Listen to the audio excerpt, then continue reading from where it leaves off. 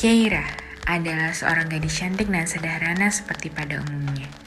Keira adalah seorang pelajar di salah satu sekolah yang ada di kota yang cukup indah.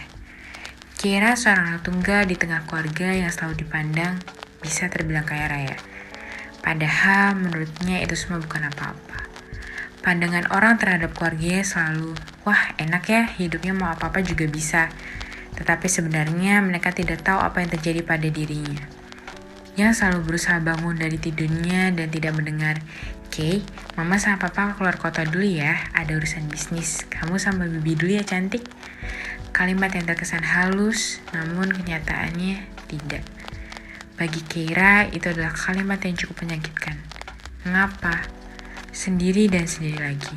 Sampai kapan kata batin halusnya yang mulai sakit? Memang benar seperti kata banyak insan yang memandang keluarganya. Fasilitas yang dibutuhkan oleh Keira terpenuhi, dari yang paling sederhana hingga yang paling tidak sederhana. Tapi ketahuilah, ia tidak membutuhkan semua itu. Bahkan ia hampir muak dengan semua itu.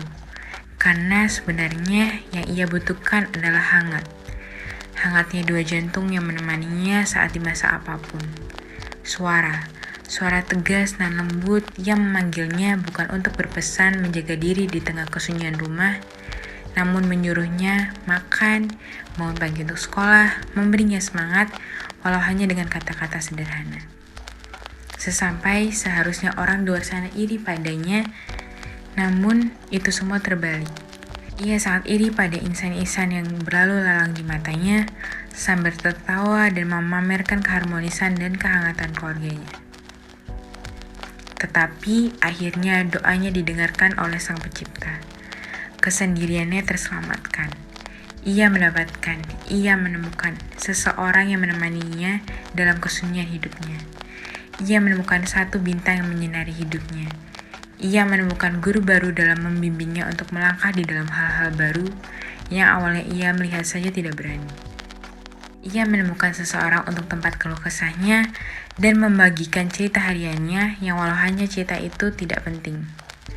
Namun bagi seseorang itu, hal kecil yang diceritakan oleh Keira padanya sangatlah penting. Ia mendapatkan senyum indah yang sekarang menemaninya.